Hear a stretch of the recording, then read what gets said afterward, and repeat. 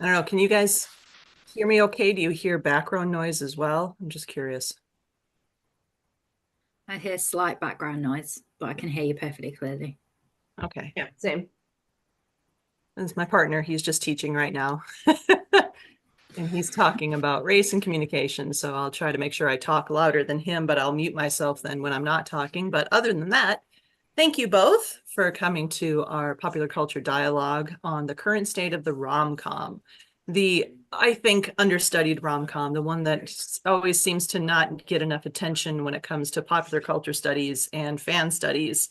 And I'm still surprised that we don't have more fan studies that are just focused purely on rom-coms and things like that. I actually am teaching a fan studies class right now, and one of my students wants to talk about romance novels and movies. And I'm like, yes, because we need more fan studies on these things. So thank you both for coming in and being willing to talk about this. As always, I like to throw it to our panelists to introduce themselves. So I would like to go to Liz first. Hi, I'm Laurie. I'm a PhD candidate at Northwestern University. My dissertation is on cosplay and performances of gender and sexuality in the fan convention space. Did you want me to talk about why I'm interested in rom-coms or? Oh, okay. I'm interested in the current state of rom-coms. What I'm interested in is who gets to have happy endings and how those are shown on screen, and also when we try and take happy endings away from people. That's a great question. And I forgot that you were at Northwestern because you're just a little ways away from where I am. I'm in Glenview right now. So wonderful. And yeah, I think that's a fascinating thing to think about with rom-coms, especially when we take that intersectionality approach to representation in rom-coms, which I would love to dive more into. And then Charlotte, what brings you here today? So I'm Charlotte. I'm just finishing my PhD at Birmingham. I've just submitted my corrections last week. So really coming up to the end. Thank you. And I'm in Birmingham in the UK. And my thesis is on chick lit, and it looks at how the genre of chick lit has evolved since the 1990s, when it's kind of seen as originating. So yeah, I look at kind of how the genre has adapted. Genre fluidity is a part of an area that I look at, which is one area that gets me into kind of thinking about rom-coms, the connection of romance and comedy. And also, arguably, chick lit is a literary representation of rom-coms, right? So it's something that I've spoken at conferences about, rom-coms. I did a comparison of Bridget Jones's Baby's book and film, and compared the two and thought which one deals with kind of feminist ideologies better. And that was kind of the main question. And yeah, so I'm really interested in looking at kind of how genres in general are evolving, and how things are developing, and literary popular culture and feminist studies, and anything to do with that I'm fascinated and interested in. So thank you for having me. Wonderful. Great to have you here. And I guess I didn't know that chick lit only went back to the 1990s. I thought it was older than that. So I'm kind of surprised to hear it's not as old as I thought. So a lot of people say that it originates with Bridget Jones's Diary and Sex and the City, which are kind of 90s phenomena. But before then, there are certainly influences, like the Bump Buster, for example, and a lot of romances of the 80s as well. But it's terms in terms of most of its origins go to the 90s. Well, that's kind of where I wanted to start, because I know when I look into this, I hear people talk about, well, you can go back to the screwball comedies of the 30s and 40s. And I'm a huge Katharine Hepburn fan. She's like my spirit animal. So the work she did with Cary Grant and like bringing up Baby, I know some people point to that as being one of these quintessential early rom-coms, along with It Happened One Night and things like that. And maybe you could go even further back to Shakespeare and As You Like It, or Midsummer's Night Eve, and some of these other more romantic comedies that he did that also kind of set a foundation for the rom-com. So maybe that's my first question is, how far back do you think this type of genre goes? Like, what do you see as the influences for the development of what we call rom-com today? Liz, do you want to go first? I think you should go first. Okay. So I think a lot of the areas of comedy and romance do kind of tie back to Shakespeare times, because, as you say, Midsummer Night's Dream, As You Like It, The Tempest, and then you see that they've actually been used and like modernized in recent adaptations as well.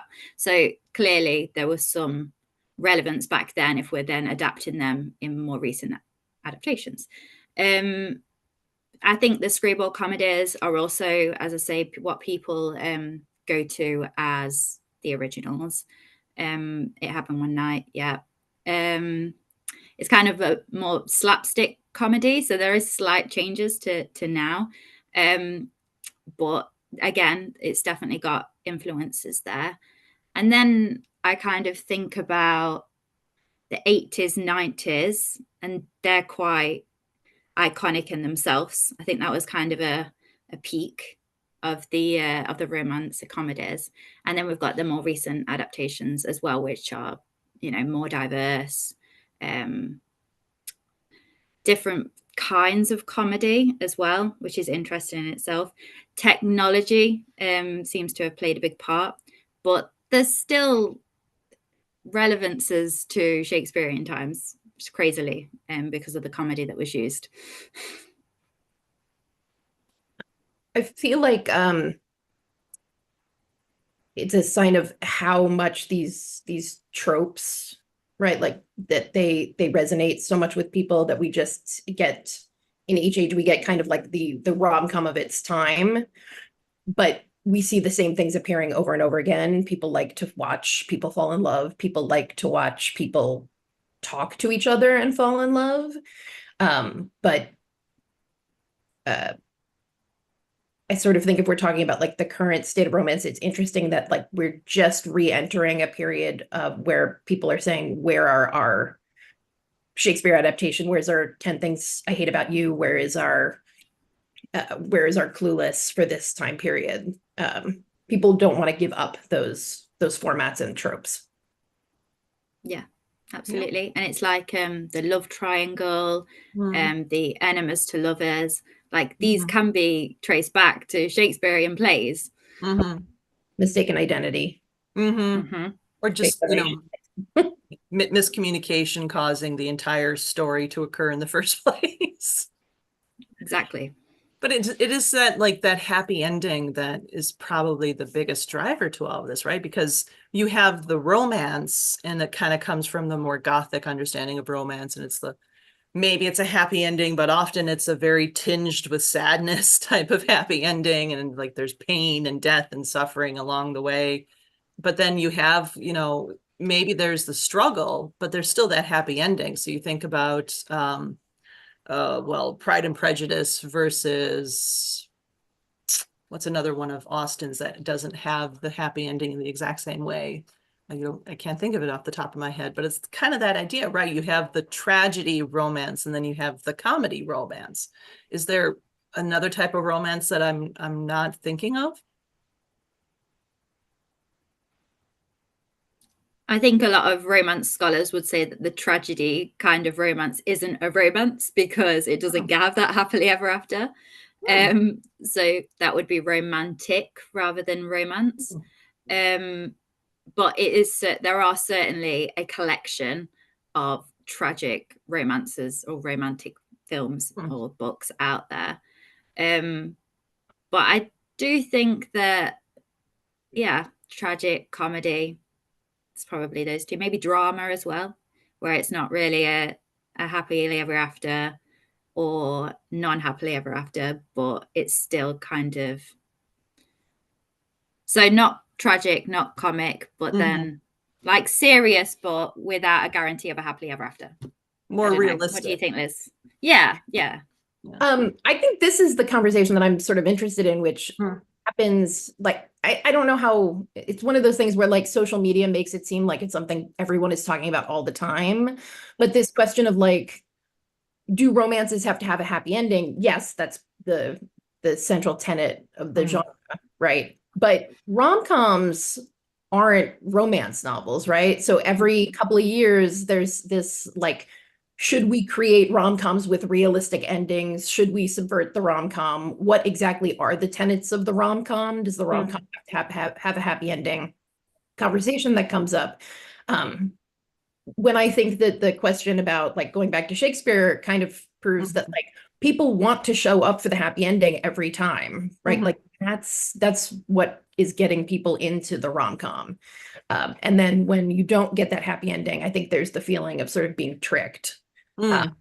But this conversation comes up over and over again because the idea that rom-coms aren't realistic, aren't real life, that rom-coms should be more realistic or more real life, even as like the genre is kind of built around not being realistic. A lot of my romance loving friends like would be so angry if it didn't have a happily ever after at the end, like a positive ending. But at the same time, you can think that kind of, are they going to end up together in the middle, is one of the things that makes you carry on watching or carry on reading, like because you want to find out. So if you know that it's coming, it kind of is a bit of a spoiler alert. So it's like you can't win because you want to have it, but you don't. Yeah.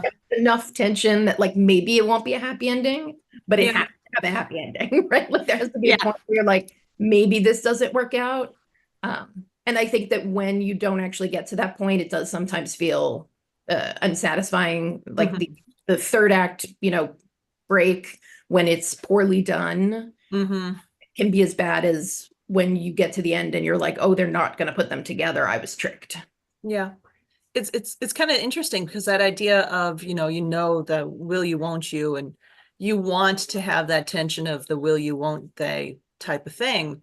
It almost makes that, even though the ending might be a very happily ever after and it doesn't seem very realistic, it's all that struggle to get there that maybe does reflect real life, because anyone who's been in a long-term serious relationship, I mean, I'm going on 15 years at this point, never thought I would get there, but it is that constant struggle of work that you have to do in order to maintain the relationship. And I mean, I don't know exactly how it's going to turn out. It's the will they, won't they of my own life. But, that's kind of maybe what the rom-com is also reflecting, is that struggle that we all have when we're trying to actually get that relationship that we all hope we can actually achieve. I think part of what makes a good rom-com is rewatchability. So sometimes you forget that the first time you watched whichever particular rom-com you're talking about, there was the tension to see if they were going to get together in the end. That's just a personal, like, I think that good rom-coms you should be able to watch like 50 times, no problem. But you do forget that like the first time you read a romance, the first time you watched or read a rom-com, you didn't know for a fact that they were going to get together at the end, even though the genre promises you. There is supposed to be some tension there about whether or not they're getting together or how they're getting together, really. Or who they're getting with. What is the clincher moment? Yeah, like it's a lot of the romances I watch and go back to are the ones where when I first watched them, I'm not sure who they're going to get with. And it's like, is it that hero or is it that hero or is it that heroine? And when I rewatch it and I know who they end up with, I'm very much aware of the other person being, the outsider that's not actually going to. And you start to notice things that as well, the more you watch rom-coms as well, like the little hints that that's going to be the hero or the heroine, the romantic hero or heroine at the end. Like they seem to always be there, even if they're not always a romantic interest at the beginning. Yeah. And it's like, I think about the best friend, not the best friend trope where the best friend turns into the lover, but the best friend there that is there to support the hero and the heroine so that they're able to get together. Because I was thinking about the rewatching, And I might not pay as much attention to the best friend character when I first go through, because I'm focused on the hero heroine.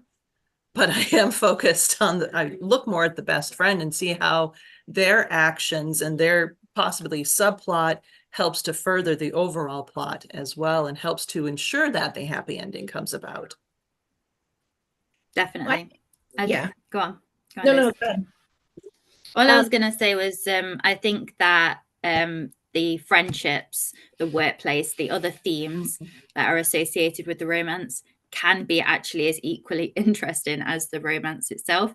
But because you're first watching it with the idea that you're going in there with a romance, you focus on that relationship rather than those other elements. So the rewatch provides like that extra level to it. Yeah, that's why I think that the how they get together in the end is the more important, because you have to be able to watch it over and over again. And on the second watch, you can't watch it and be like, these two, are they really meant to be together? Every time you watch it, you have to be like, it makes sense that they get together. I want them to get together. And then you get to see the other parts of their life and pay attention to their friends and whatever phony baloney job that they have, and sort of appreciate their world more. And if there's nothing more to the world than just like tropes and tension, they're difficult to rewatch, I think. Yeah, they need I to be a agree. little bit more like fledged out, a little bit more of a fuller life. If it's just that they're going after someone, and maybe this is the interesting thing though, because I was just thinking about how when you look back to the Shakespeare and you look back to the screwball comedies, oftentimes the main character is the hero. So we're focusing on a man in that story, because you think about Bringing Up Baby, it's not that we're focusing on Katharine Hepburn's character. You're focusing on Cary Grant's character and how Cary Grant is thrown into this world of wackiness, and it upsets his entire planned life. And by the end, he embraces it. He's totally happy with it. But then maybe that switch to what we think of now as the rom-com is the switch from the man as the main character to a woman as a main character. Does that make sense? Well, I think there's two things, right? So with the screwball comedies, what I like is that really often you're talking about like a match of equals. And like my favorite screwball comedy is The Lady Eve, and they can't be together until she's gotten revenge on him, essentially. So you have to have a level playing field, right? Depending on sort of like how the characters are portrayed, it might not be fully a match of equals, but like they can't be together until she's performed a revenge that he deserves. But it kind of depends on when you're looking, because sometimes the couple is the main character, but with the like 2000s rom-coms, the big innovation was that the man was the main character. Right, with the Seth Rogen rom-coms. Oh, true. Because I feel like the chick lit conversation, I mean, Bridget Jones is the main character of that. And I think with a lot of the screwball comedies, they are given equal screen time. The women had a lot to do in those movies. But they're also like, maybe I just haven't seen enough, but I think of like It Happened One Night, Bringing Up Baby, Holiday. The women have things to do and they're given equal screen time, but then they make money. They're not, in a job or anything like that. They're kind of almost princesses in a way, because they're coming from wealth in some regard. And then it's like the man is the knight that has to earn their heart, and they get together that way. Versus when you look at, well, Clueless, she's still a princess, so Clueless doesn't work, but 10 Things I Hate About You, or The Proposal, or Bridget Jones, the woman is, well, Bridget Jones is trying to have a job, but at least she's working on that. But then, you have, I can't remember her name from 10 Things I Hate About You, but she has the job, and her entire job is the thing that propels the rom-com. Or The Proposal, it's because she has a job but she's about to be deported that propels the whole romance as well.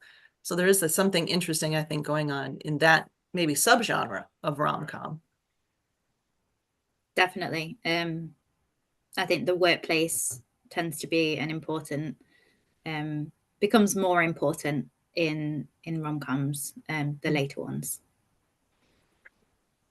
And also the general theme of the woman in the workplace as well, right? Like it, not even necessarily connecting to the romance, but her place in that work scenario, like with Bridget Jones and her kind of, I don't know, her relationship with Daniel Cleaver is always a funny one. Like in my thesis, I kind of say how different their relationship would be perceived now, post Me Too, and his kind of text messages to her and stuff, being her boss in the workplace.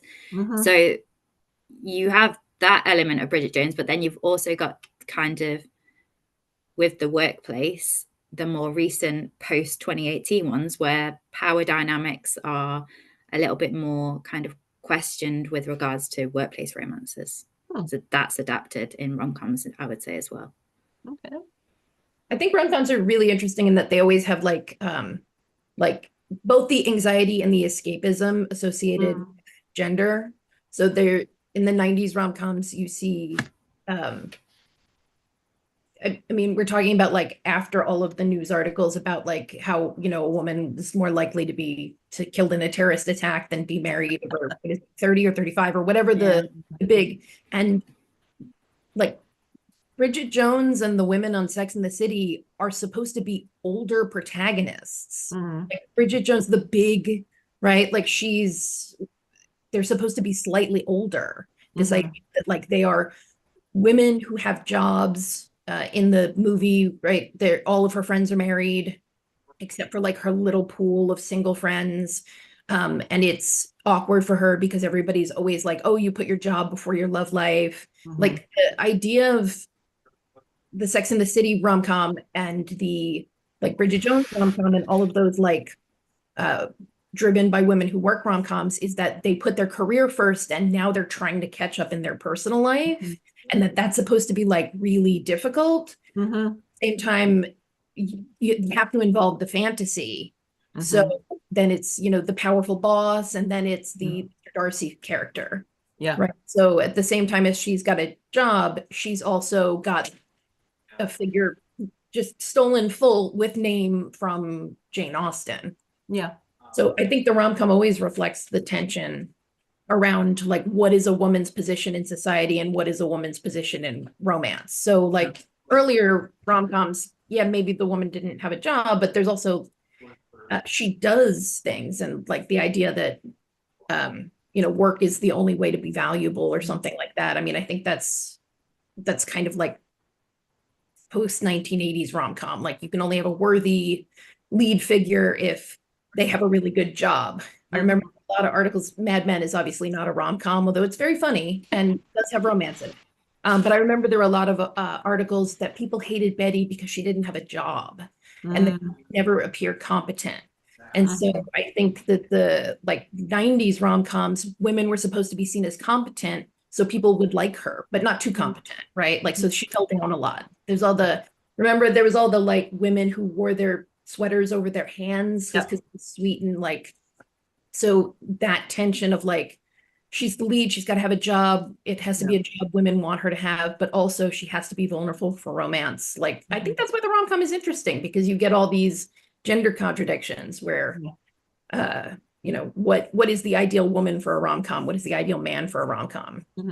Which makes me think, when you're talking about all this, I guess I never thought about it, but Ally McBeal is a rom-com, and that dancing baby that became so centrally identified with it to show the tension of, oh, she has the career, but you know, her biological clock is ticking. It is an interesting tension that we see in these. And again, I think all of these characters are like 30, right? Like 30s, definitely. Ally McBeal, I think, was like 29, and Bridget Jones is just turning 30, right? That's the deal. And the women of Sex and the City were early 30s. Samantha Jones is supposed to be like the older one. She starts at like 35, I think the show starts. Like this is supposed to be like women who have missed the opportunity. Like this is like persuasion plot, but they're, 29-year-olds. Mm-hmm.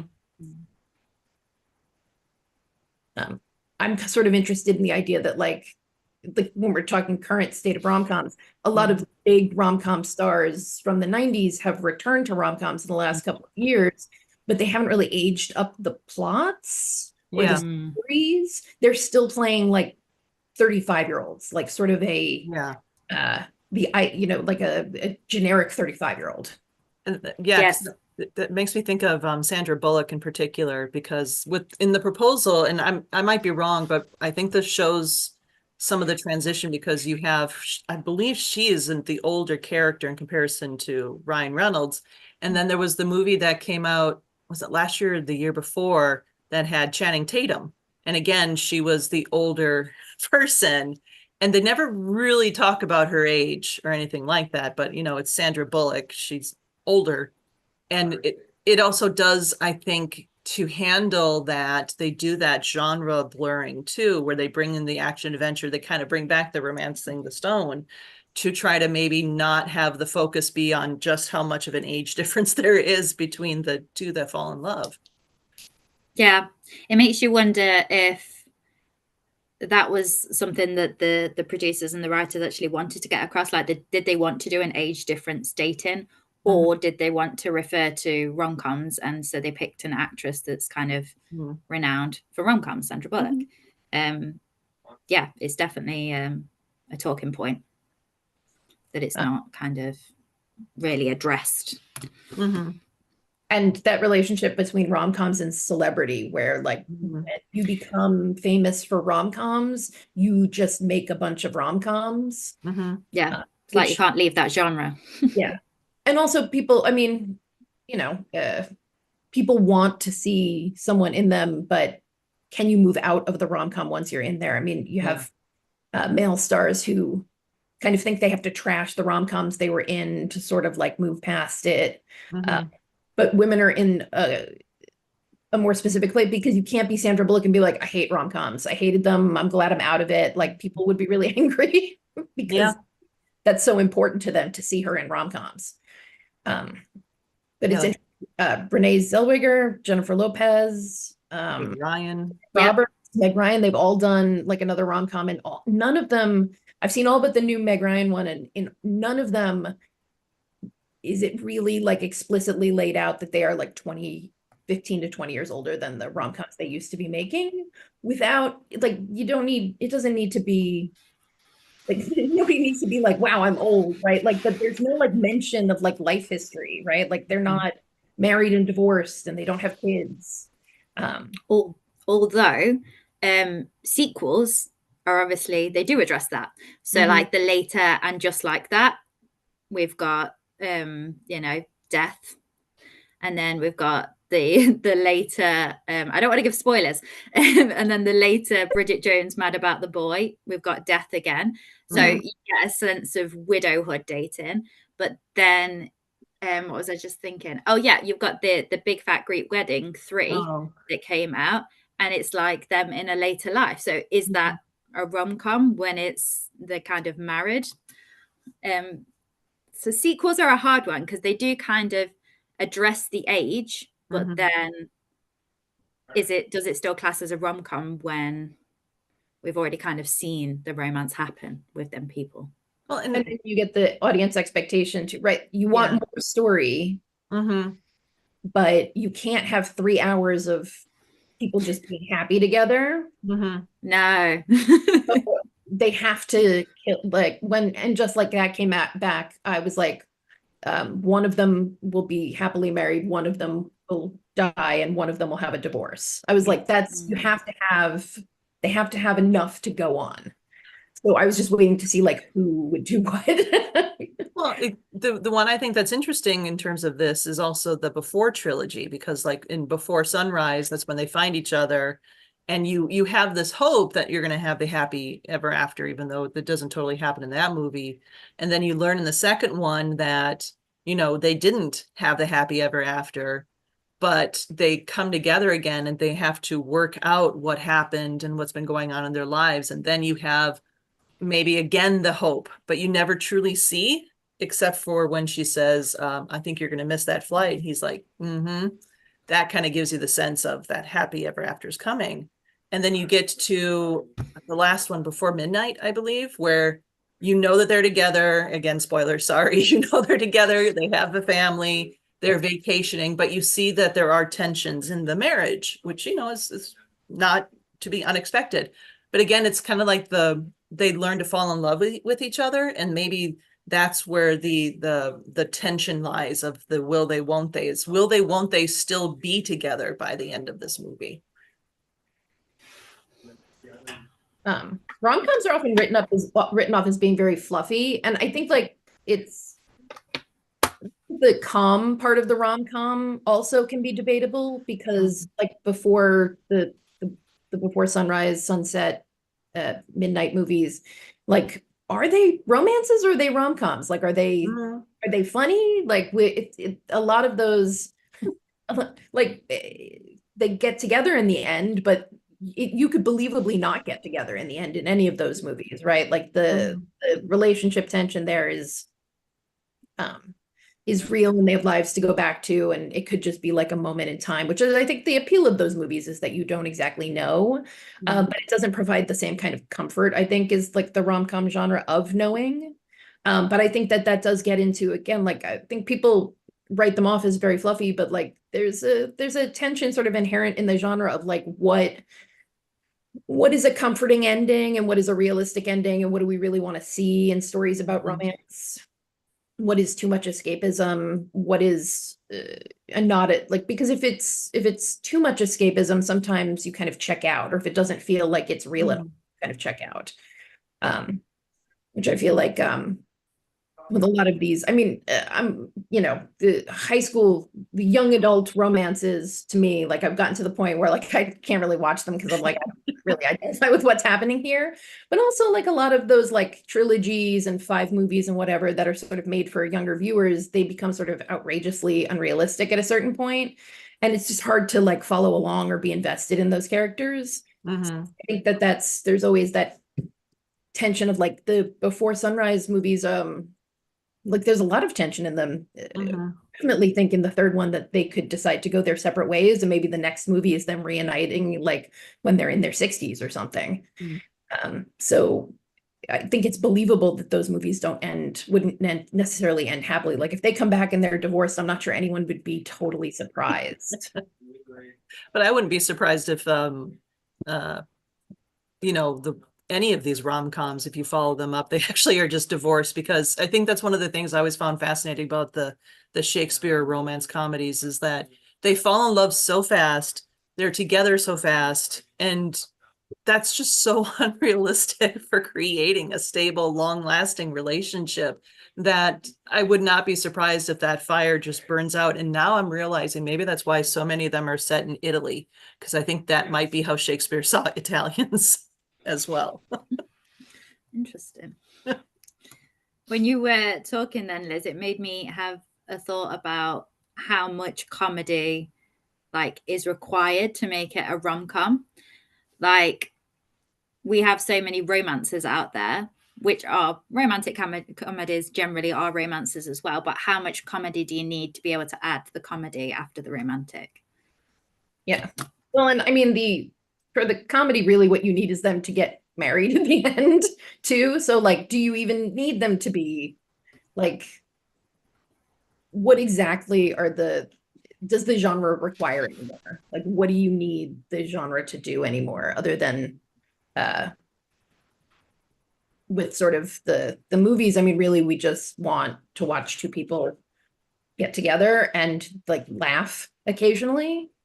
But I do think the idea that like so many rom-coms that I've seen in my life, like there are so many couples where at the end of the movie and they're together, you're like, those 2 people would not, they would, not only would they not last, but they hate each other.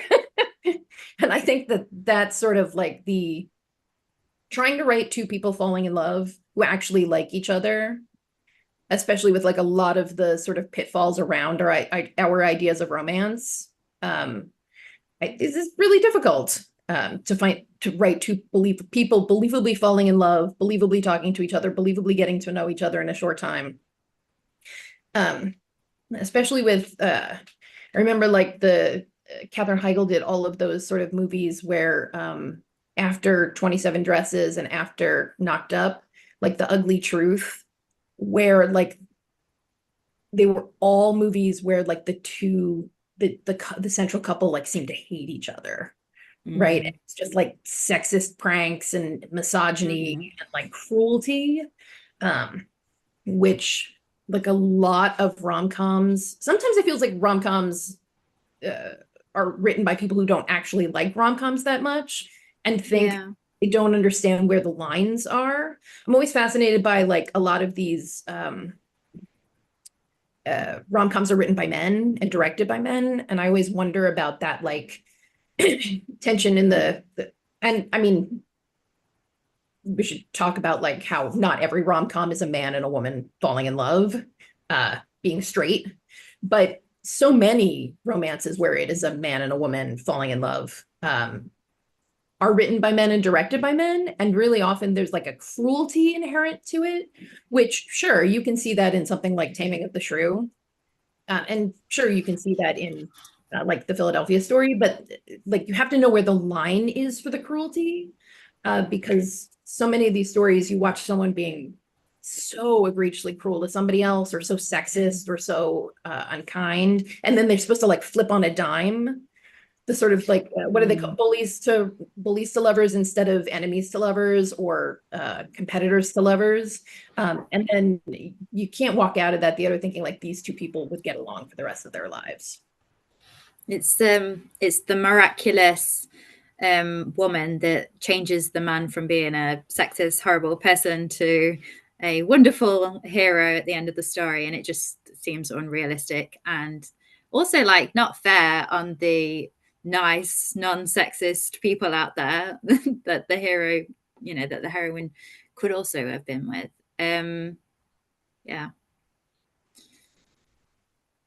Yeah, I know I had a student a couple years ago, I think, did some research on that idea of when you have the bully or kind of the abusive person in the romance, whether it's a rom-com or a romance, and how women could be learning from that in terms of what they need to put up with in their own relationships in order to reach the happy ever after.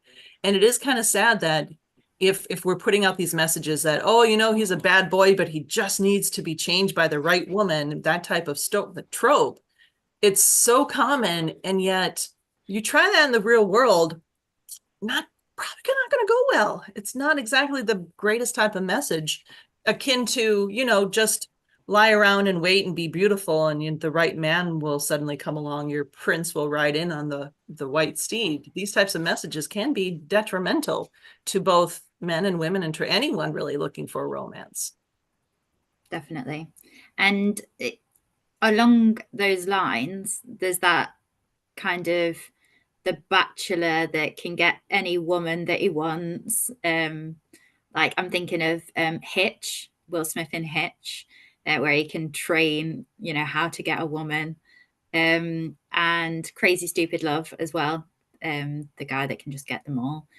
So there are a lot out there which kind of present a certain expectation of women, I suppose, of being able to get lots of women, and it's problematic. But I do think that there has been a shift in the last few years with regards to those. So maybe we can focus on that aspect then too. If we think about the current state of the rom-com, what are some things you see happening that are maybe different from what's happened in the past with these types of texts? I think that films like Isn't It Romantic?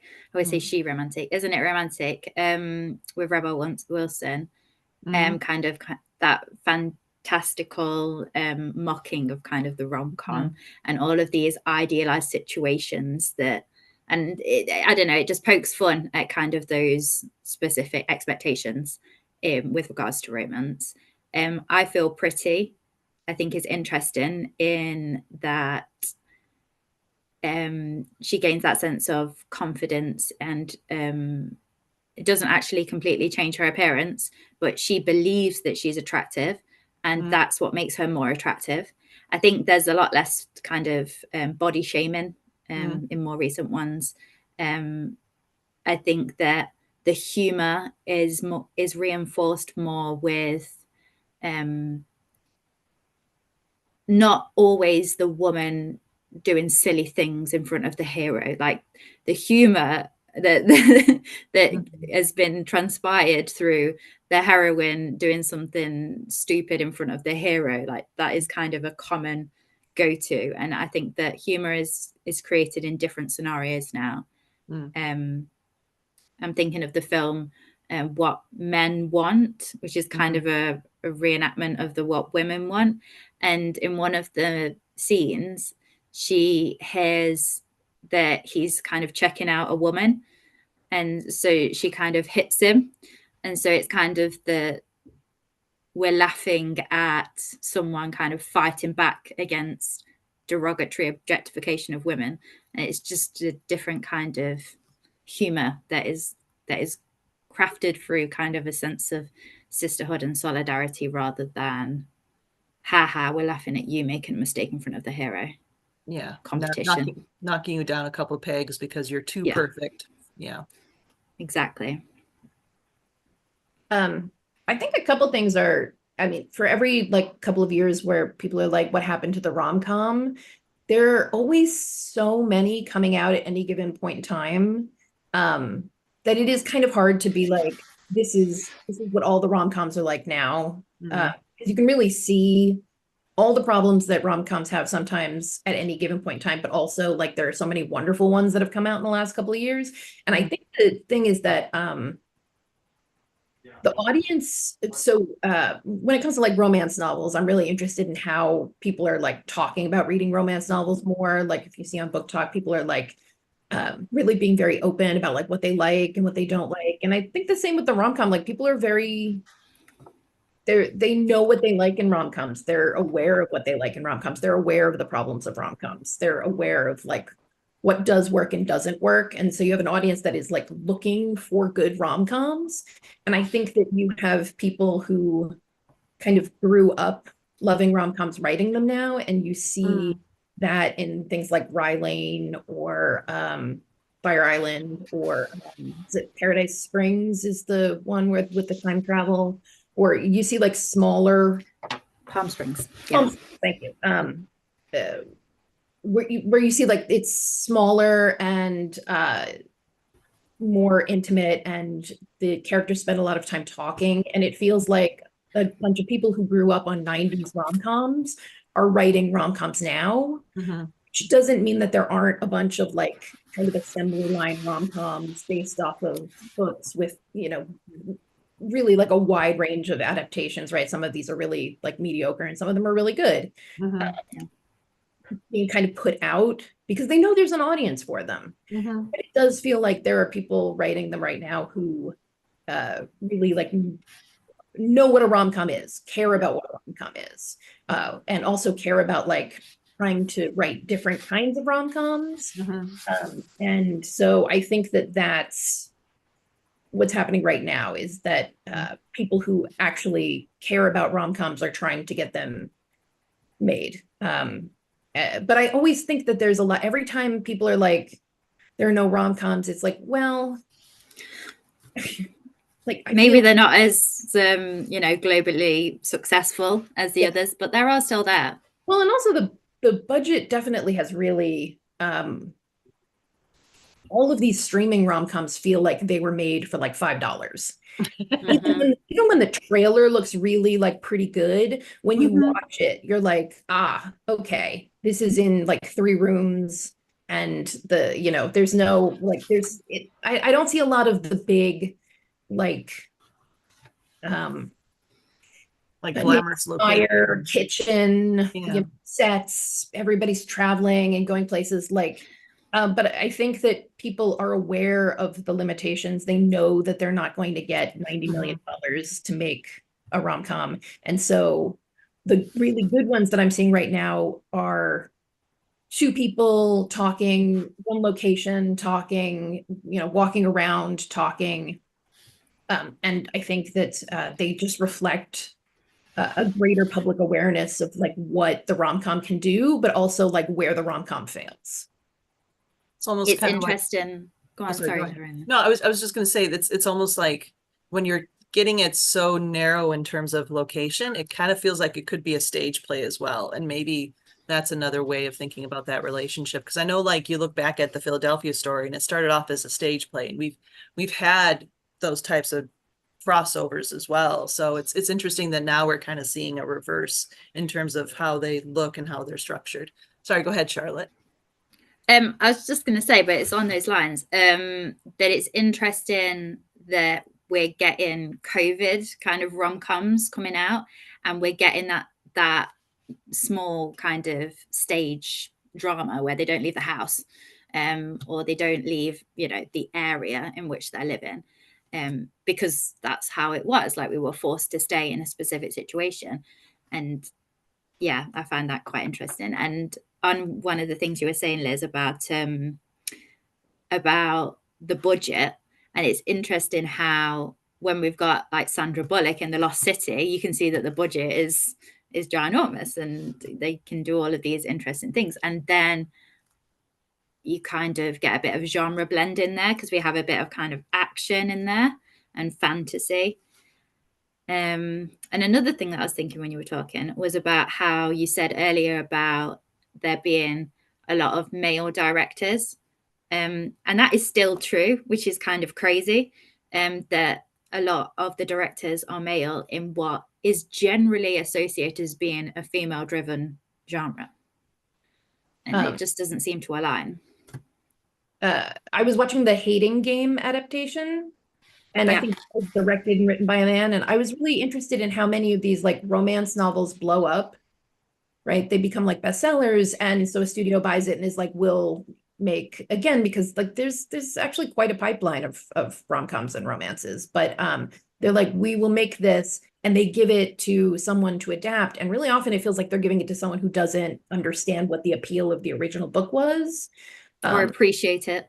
Yeah, or that they just, it's like a job for hire that they didn't like it. And I feel like in more than in any other genre, sometimes when I'm watching a rom-com, I feel like the person who wrote and directed this does not like rom-coms.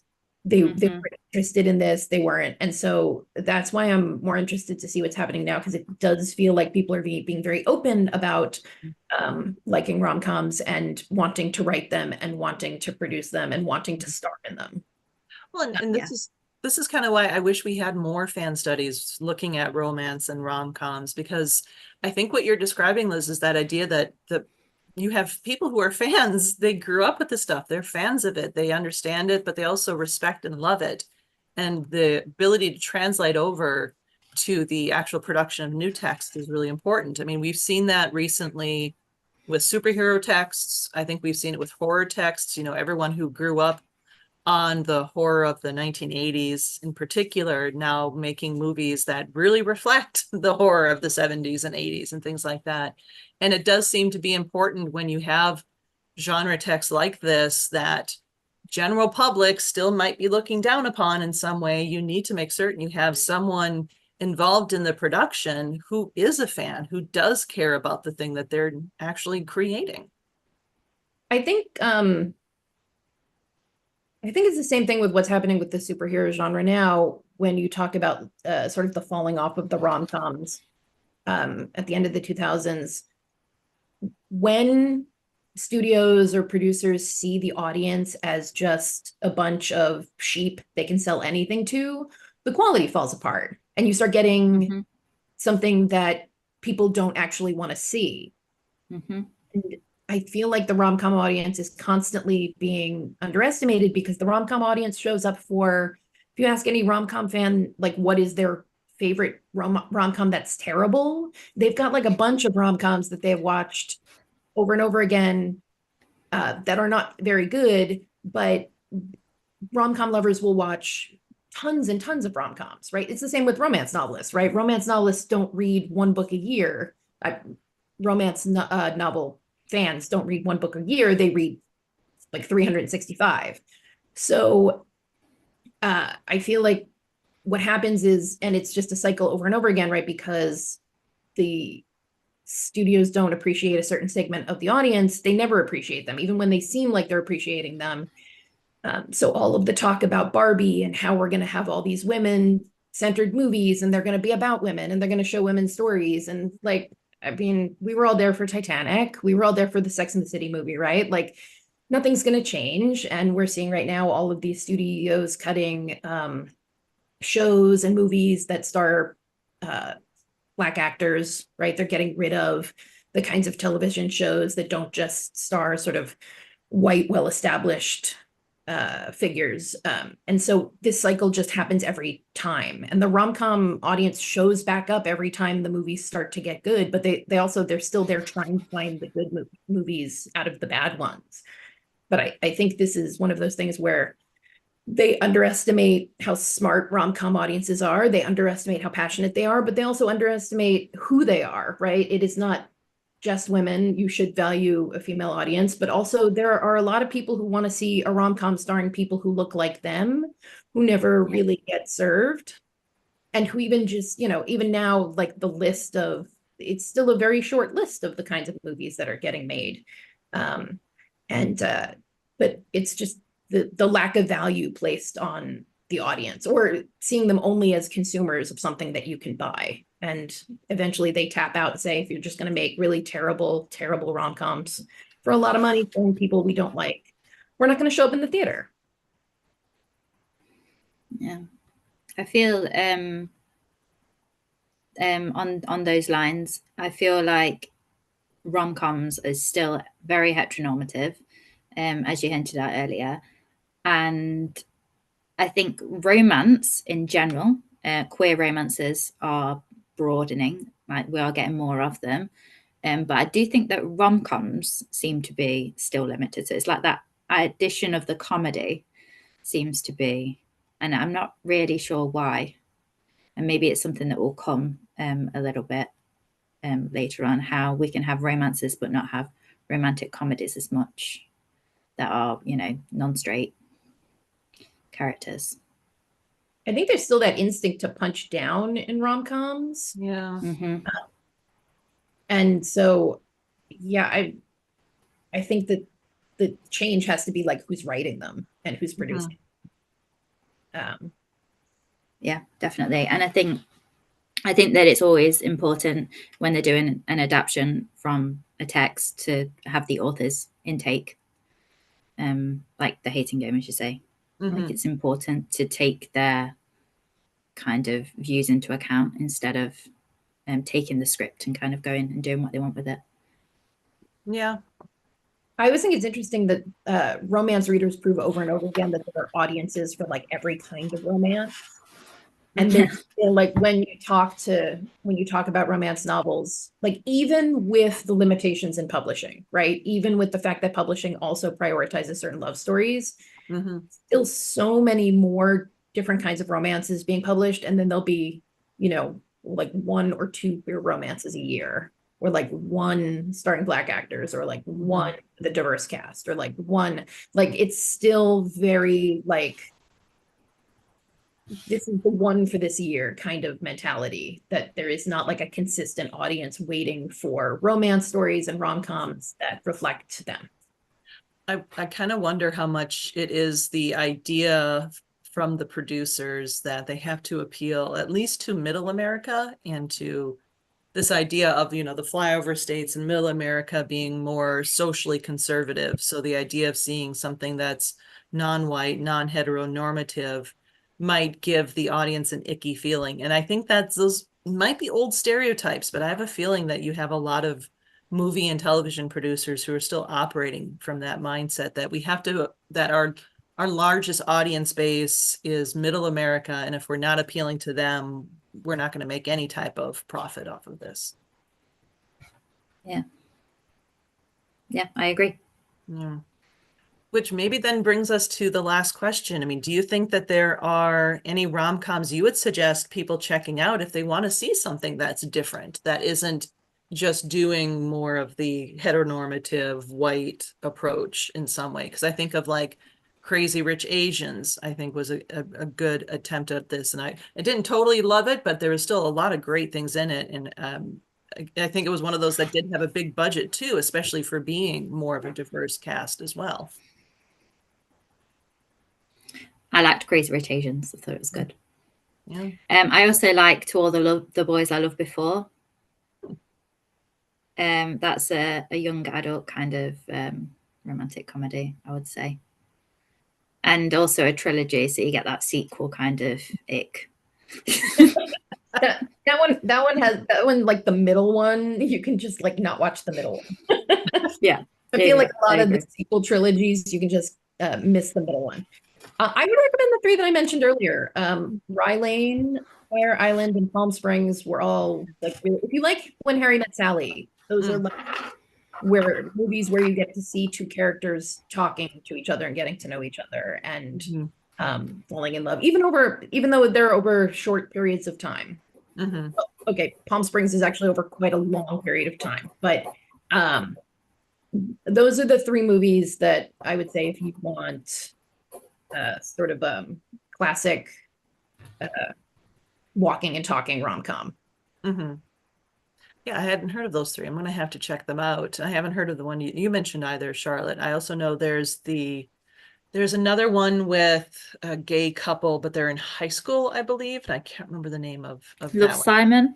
Yes, Love Simon. Love Simon. Is that a rom-com? It's a romance. Okay. I don't know if it's got the comedy. What do you think, Liz? Is it a rom-com? Yeah. Or is it young adult romance? Yeah. There's Bros. That's a gay romance. Two men. That only just came out. I've only recently watched that, so that's a fairly recent one. And that's two men falling in love, which is nice to see. I think also we talk about TV shows, but I always recommend Lovesick, which is on Netflix, which is a rom-com TV show, that's a really good one. I know there's at least one from South Korea I need to see too, where I think she's autistic as well, and she's a lawyer. I don't remember the exact name of it, but it's on Netflix, and I know that's one of the ones that's marked for me to watch. And that's a series. I quite like About Fate, which is a new one with Emma Robertson. And she kind of has to pick between her ex-boyfriend, who's this really attractive guy that the family really like. And then there's this guy that she bumps into, and her family are like, he's not very attractive.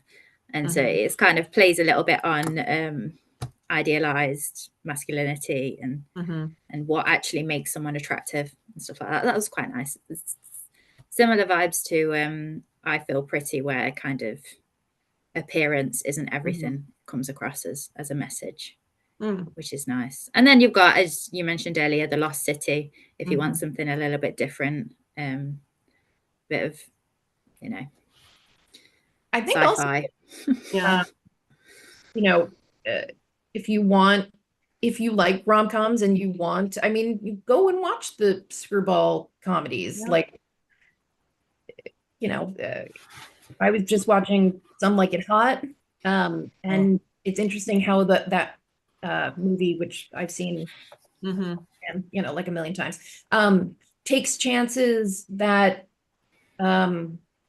in a way that contemporary movies don't necessarily, right? And there are things that you'd want to know going in, right? But it's interesting that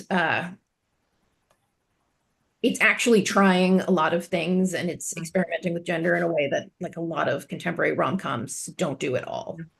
Yeah, the last line of that movie, I think, is still so interesting to reflect upon these days as well.